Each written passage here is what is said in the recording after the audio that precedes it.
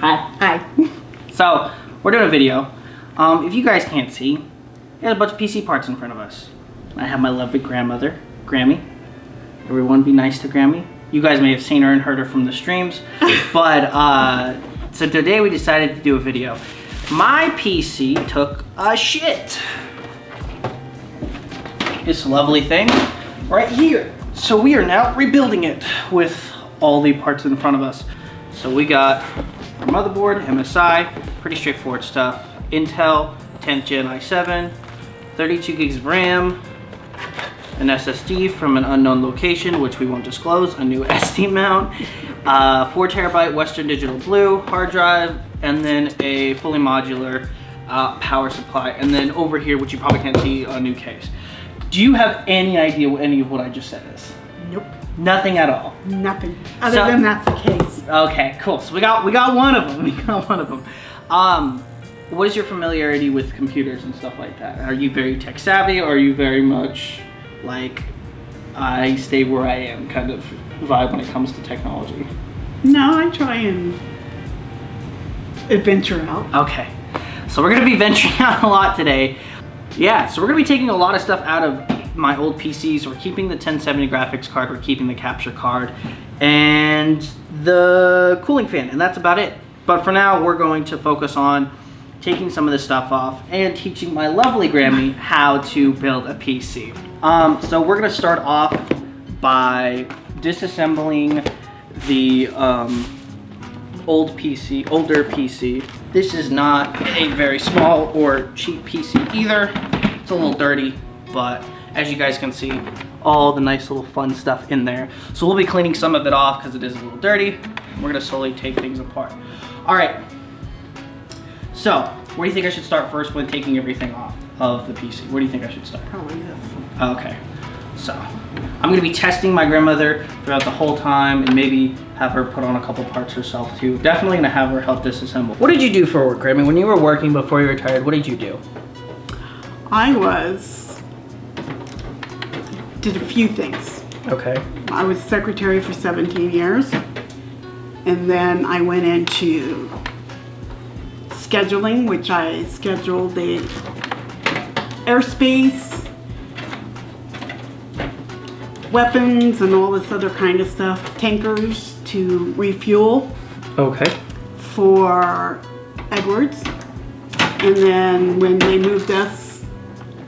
merged us, then we were called the Resource Operations Center, which was called the Rock. And what we did there is we monitored all the movement of all the aircraft on the base. Okay. And then after that, I just did paperwork for aircraft. Make sure they had the right inspections. Parts were changed in a timely manner so they didn't get overdue. So yeah, that's what I did. Pretty cool job. Yeah. Now for people who aren't familiar, what is Edwards? Edwards Air Force Base is a test base in California. It's on the outskirts of LA. And it's a big, wide base with a bunch of open air. They do rockets. They have rocket launches. They have testing. The C-17 was tested out there. I was on that program for 8 years.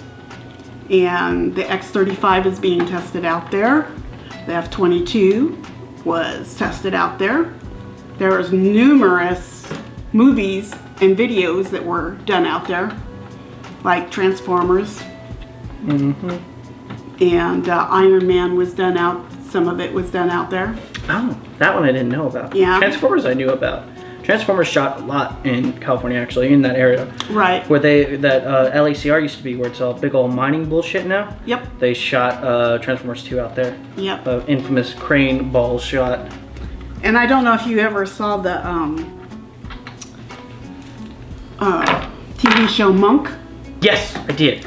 I remember it vaguely, but I do know the show. If you ever see Monk and the Astronaut, That was all filmed in my hangar where I worked. Oh, that's awesome. Yep. That is super duper awesome. Yep. So, you guys, I know all of this stuff already, but I wanted to give you guys a background of my family. Like, a lot of my family has been in the aerospace industry. Some have been in the military, some have been, you know, through aerospace, through programming, through just all kinds of stuff. So, we got the motherboard here, and we've got pretty much 2 things left on the motherboard.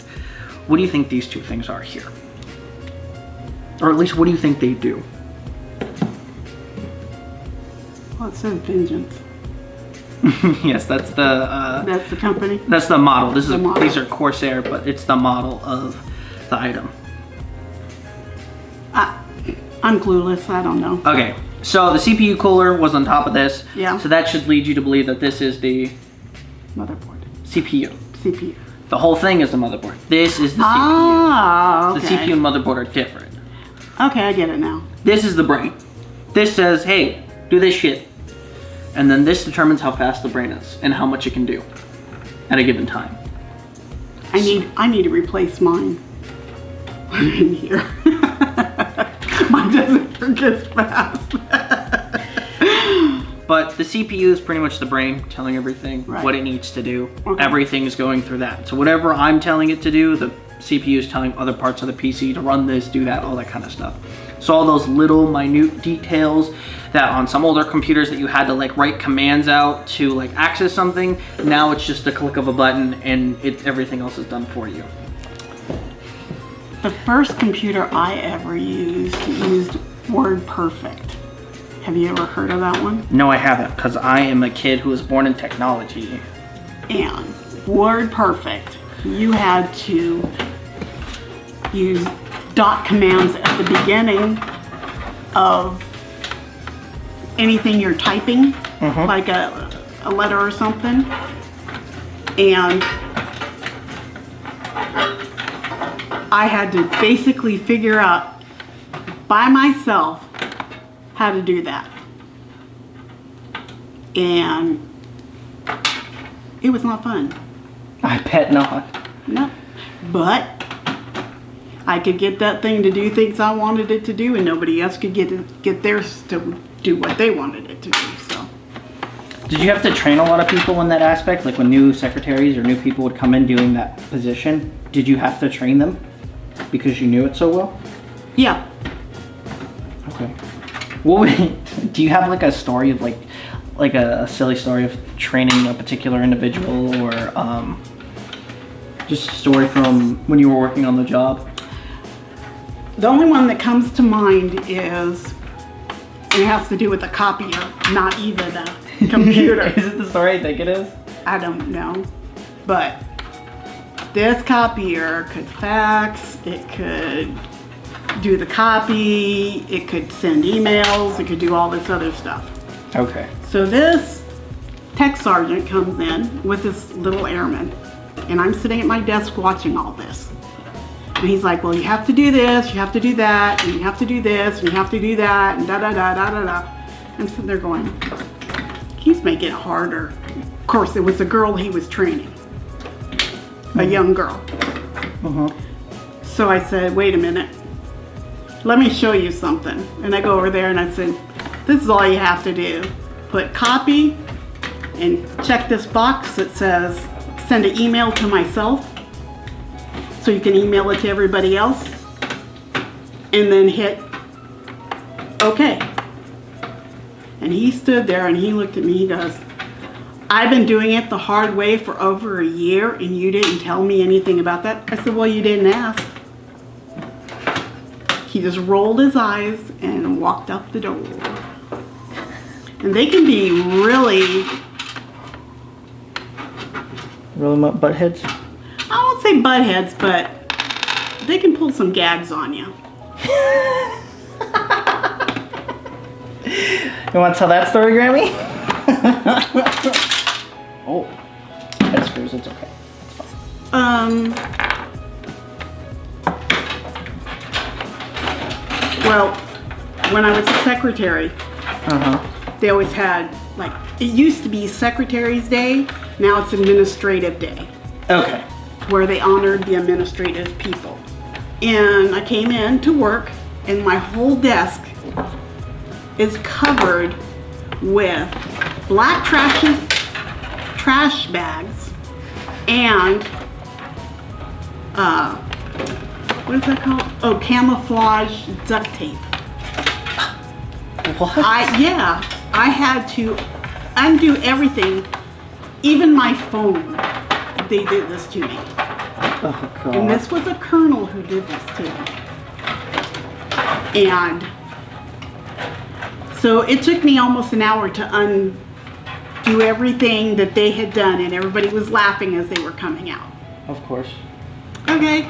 I'm like, I'm a good sport. But watch out, buddy. So he happened to have to go on temporary duty to another state, and he happened to be our commander. So I filled his great big huge office Oh, God. with balloons Oh, no. to where he had a hard time getting in there. And all I heard was, "Damn it, Lori!" But it was worth it. Oh, I bet. And then they started popping. So as he's trying to work, they're popping. Because they were in there for like 30 days. Oh, my God. So, yeah. He's like, it's over. Pop! Ah, not again! Yeah, but you know, engineers are worse. Because I worked with a bunch of engineers also, instead of pilots. And they're very creative. This one guy had to go on temporary duty for like 6 months.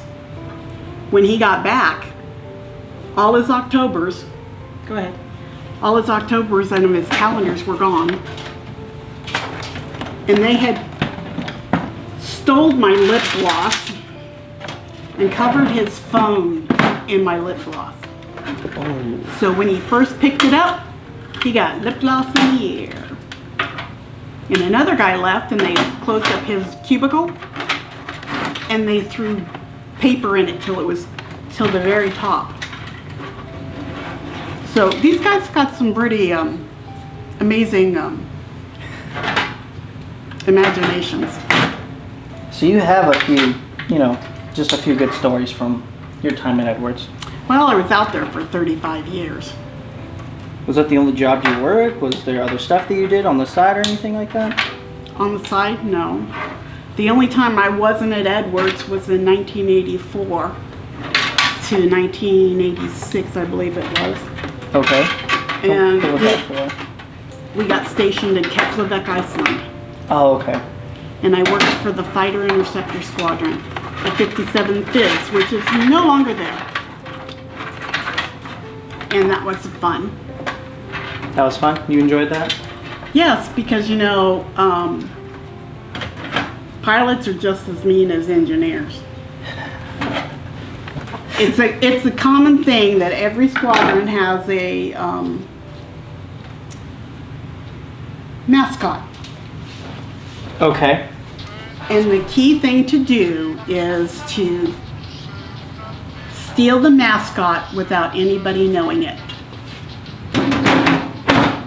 And our guys were really good at it. They could do that. But nobody could steal our mascot, which was just one of those things you put in front of the door, and it had a knight's head on it because we were the 57th Fighter Interceptor Squadron. So it was like a doorstop, essentially. well, no, it was a rug-like thing. Oh, okay. And my office happened to be right where I could see the front door. Oh. And so we had some visiting pilots from, I think they were from England, either England or Germany. Okay. And I look up and I see them rolling up this thing. And I'm going, guys, they're stealing! And You see all these pilots running after, and the other pilots trying to get away. See, stuff like that. It's fun. That does sound fun. I wish I had fun stories like that. Ah, you will someday. Because now we have finished taking apart the PC. The next step is us going to be cleaning the older PC parts. So really what we're going to be cleaning right now is the graphics card on this side, kind of just giving it a good old nice wipe down for it. We'll probably touch on the capture card. It's not really that dirty, but wouldn't hurt to do a cleaning. And the biggest dust culprit, the CPU cooler. And then we'll get the thermal paste off of it. Do not worry, we do have thermal paste for the new build, and everything should have instructions on it, so we'll be able to go through everything pretty easily, and I'll have my grandmother help me with that. So what we got here? These are just squares that I got when I was taking care of my husband before he passed away. Oh, it got dark there a little bit. Yeah. It did. Do you want to talk about Mr. Bob a little bit? I know I haven't really talked about him much on the channel just yet, but did you want to talk about him a little bit? Do you feel comfortable doing that? About talking about him a little bit? Yeah, I could do that. Well, Mr. Bob, also known as my husband, all the kids have always called him Mr. Bob. And that was due to a respect thing. He was very, very, very old-fashioned. And he always opened the doors for me and made sure I was completely taken care of. And, oh, there you go. Struggle bus. And he was a really good guy. And we were together for 8 years, married 2. And on September 1st of this year, he was diagnosed with liver cancer. And because of the type insurance he had from the state of California, from the city, in Lancaster, I already said it. The city of Lancaster. The city of Lancaster. As for a few of you guys know, I grew up there. That was my funny bone. Oh, son of a bitch. I'm like tardy arm right now. Oh, that hurts so bad. As you guys know, as I struggle through this, I grew up in Lancaster, and a lot of my family has been there their entire lives. So when everyone moved out to Texas, it was a pretty big deal. Yeah. So, nobody here in Texas could help him. We couldn't find someone who would, no oncologist here in the state of Texas that would take him because of the insurance and the medicine part of the insurance. So we went to Cancer Centers of America in Tulsa, Oklahoma. And that was like 3 weeks after he was diagnosed. 3 or 4 weeks after he was diagnosed. And we were there for 2 weeks, and then they just told us there was nothing they could do for him. It was too far gone. He was all jaundice. He was yellow. If you don't know what jaundice is, he was yellow. Yeah, he gets people with jaundice usually get yellow in their skin and their eyes, and then their pee is like brown or some crap like that. Yeah. I can't remember everything off the top of my head. Yeah, and so we came home on the 10th of October, and we started him on hospice, and he just started going downhill. We got his son out here, and daughter-in-law, and grandkids, and of course, all my girls and their family were here to be with him, and which was very comforting for me. And his mother was here with us too. And he passed away the morning of 21 October of this year. 6 o'clock in the morning. Yep. For those of you who are close with me, you guys know when it happened because I made an announcement in my Discord. If you haven't already, link in the description down below. But the way I remember it, I know you definitely had a different perspective than I did. What I remember when it all happened, I already couldn't sleep that night. I woke up at like 4 and like was like 2 and 4 and was like struggling. And I remember waking up to Gigi Rose crying. Yeah. And it was at that moment that I was like, oh no, what happened? And immediately I stood up in my bed and I was like, oh no. And so I went in and hugged Gigi Rose, which is Mr. Bob's mother. And, you know, I kind of figured out everything had just happened. And slowly as the day went on, everybody had kind of come into the house and was there and everything like that. It was a very, for me, it was a weird day because with something like that, I've never seen someone pass away in front of me and slowly deteriorate over time. Even when Tammy's grandmother passed away, like, I didn't see all of that. She was in the hospital for the whole time and then she passed. And I didn't see that because I was at football practice. I went there, she was tired, and then they brought her home, and then I went to practice and then she was gone. So it was weird seeing that. Yeah. And it's tough. It was tough for me to like understand like how everyone else was feeling because I didn't really like feel anything. I was kind of numb to the whole situation. Mm-hmm. For me. If you don't have to, if you don't want to, but what was your perspective of everything going on, of kind of just how everything... Well, the last 3 days of his life, I hardly had any sleep. Mm-hmm. I remember that. Because I was taking care of him, making sure he was comfortable. And at 3 o'clock in the morning, on the 21st, mm-hmm. I woke up to him saying, "Help me." So I gave him some of his medicine, and after I gave him some medicine, he seemed to have, been comfortable. And he didn't even open his eyes, but he told me, "I'm done." And I said, "Okay, I'll be taken care of here, so you go be with Jesus." And I woke his mom up. I woke his son and his daughter up. And Valerie came over, even though I told them to stay away. Yeah, no, Val came, like, I don't know if I called anybody at that point. I don't remember. Well,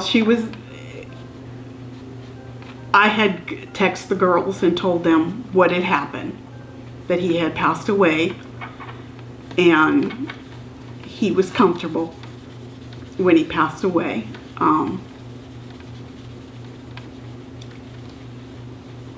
But Val came over, and then when the funeral home came to get him, what do you need? Can you put that right there? Yep. Not back where it was. No, not back where it was, because that's be right there, but just there. Okay. Thank you. As you were saying.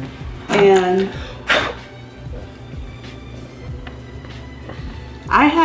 I wasn't able to really cry.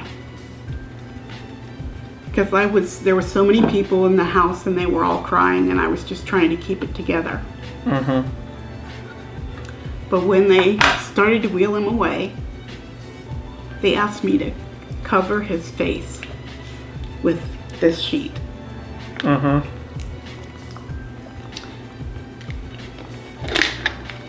And I told him our saying, and this was said at our wedding. May the stars and the moon. No, I'm sorry. May our love last as long as the stars and the moon light our way. So I told him, your sun and your moon has gone out, but I still love you. And I kissed him on the forehead. And I covered him up. And Valerie was right there. I totally lost it. I had never lost it like that before. In fact, I was on the verge of collapsing. Valerie was holding me up. But, you know, death is a part of life. Everybody does. Everybody has experiences at one time or another in their life. I sat and watched my little sister die of breast cancer. I sat and watched one of my best friends die of brain cancer. I sat there as they were dying. So in my mind, I was helping to escort them into heaven, for the lack of a better phrase. And it hits me every once in a while. At the stupidest times, I'll cry over something. It'll be something really stupid, like his bowling shoes. I gave his bowling stuff to my son-in-law, Brent, and put the shoes out, and we're at the bowling alley, and I bust out crying. And everybody's looking at me like I had lost my mind, because I actually did. You know? Yeah. But, you know, everybody goes through it. You know, at one time in their life, they will go through it. I was lucky that I didn't have to go through it when I was young. I was always an adult when somebody that I loved passed away. If I may talk about this. The thing that made the whole situation weird for me was the fact that he already had to go through losing someone, his first wife, of breast cancer. Yes. And to know that he didn't have much of a chance with it and couldn't fight it like you were able to, was definitely a weird thing. Like, and I couldn't imagine what was going through his mind during that process, into thinking, like, you know, like, it just, that is just it's weird how things like that happen. Because he had lost his wife before we reconnected, because we went to high school together. And I was afraid to really get involved with him, because I didn't want to hurt him, because I just figured I had cancer twice. So I was going to be the first one to go, and I didn't want to hurt him. But then when I moved to Texas, I figured out I couldn't live without him. And so that's when we decided to get married. And when was your wedding day? The 31st of March, 2018. We are married in Las Vegas at the Flamingo Hotel. Chapel. Definitely had, you know, a lot of... The last month has been last 2 months have been very crazy, because, I mean, just this year has been insane. Anybody who's lived in 2020, like, what the fuck? Oh my goodness. We've had just so much shit happen. So it's a nightmare. It really is. But we're almost done. We're almost in 2021, and hopefully it gets better. Well, that's why people are already starting to put their Christmas trees and stuff up, because they want to get to 21 first. They're like, fuck this. They're like, fuck this shit. I'm trying to go to 2021 and get this over with. Don't ruin Christmas for me. Just let me have my fun, and I'll be on my way.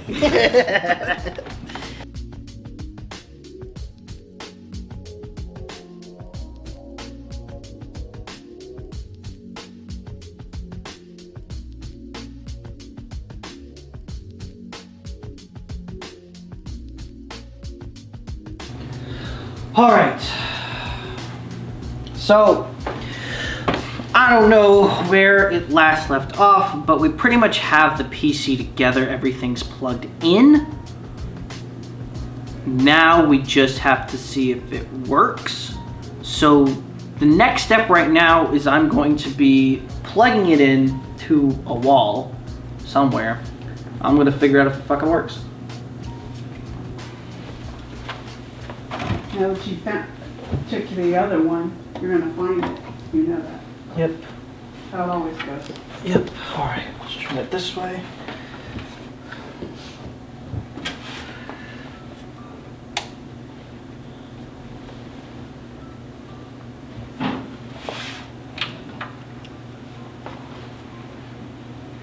Ha-ha! We have liftoff.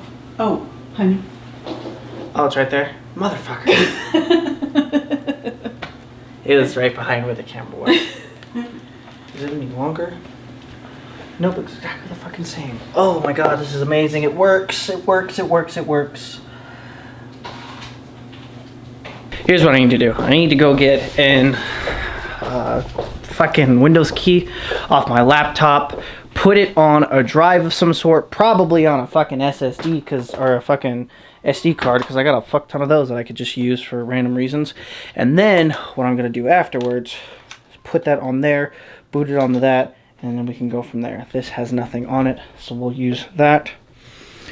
We'll boot it up, get everything started, hopefully everything works, and then go from there. Alrighty guys, so I just finished getting Windows 10 on here. So what I'm gonna do is I'm gonna plug this into the USB adapter that I have. It's gonna read this, and this has Windows 10 on it, and hopefully everything will work. So let's keep our fingers crossed on that. Alrighty, so I'm gonna put it in this bad boy right here. This little guy right there.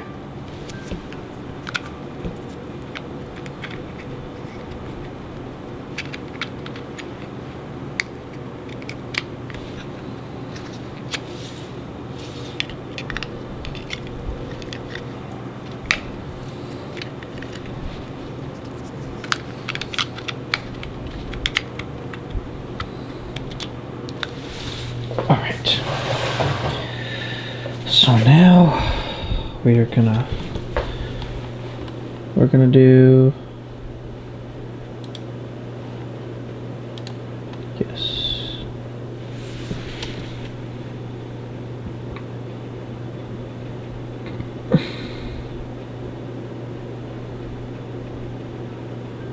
okay. Ooh, buddy, let's go. I'm so excited.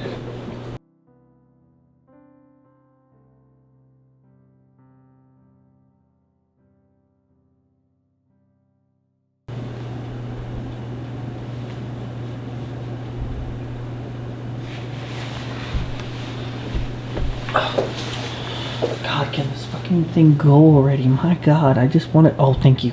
Thank you, Lord. Oh my goodness. I just wanted to use it, man. I spent all this money and I want to use it. What the fuck? I just want to use it, man. Oh, it works. It fucking works, though. Oh. Whoa. So, I want to say thank you guys for watching this video. I want to thank my Grammy for being in the video with me. I greatly appreciate her coming and helping me with everything. I wanted to make this video to kind of give you guys an update on everything and how everything's been going, just kind of with everything, and I haven't really talked much since, you know, Florida happened and everything like that. So don't worry, there is more car content coming soon. I just want to make this video because I thought it would be fun, and I hope to see you guys in the next video. See you guys soon. Bye guys.